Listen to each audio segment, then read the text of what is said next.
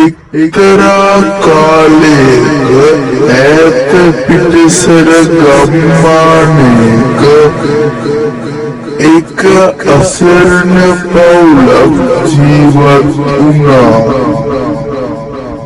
ඒ පවුලේ අවුරුදු 6ක පුංචි කොල්ලෙකුයි අවුරුදු 12ක කෙල්ලෙකුයි අම්මයි තාත්තයි එක්ක ජීවත් වුණා.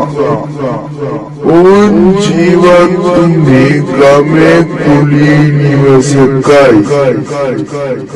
ඔවුන්ට නියමිත අයුරු කුලී නිවසට අවශ්‍ය මුදල් සපයා ගැනීමට නොහැකි විය. ඉතින් ඒ අසරණ පවුල කුලී නිවසෙන් පන්නා දැමුවා.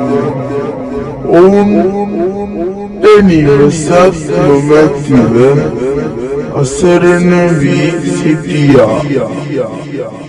ඒ අතර ඔවුන් අසලින් ගිය මිනිසෙකුට ඔවුන්ගේ දුක් ගන්නාව ඇසුණි.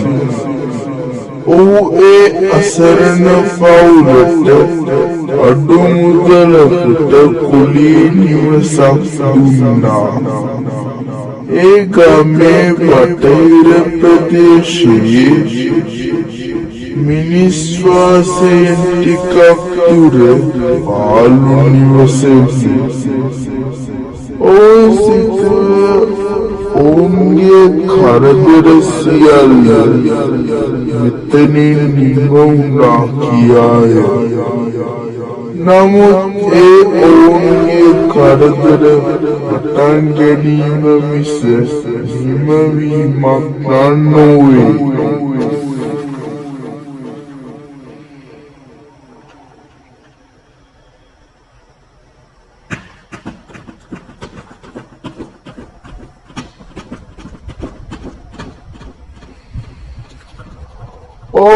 ඔවුන්ගේ අලුත් නිවස වටපිටාව පිරික්සුවේ. නිවස පිටුපස ප්‍රදේශයේ අමුතු තැනක් ඔවුන් දුටුවේ. ඒ දුටුවේ පවුලේ බාල පුතාය.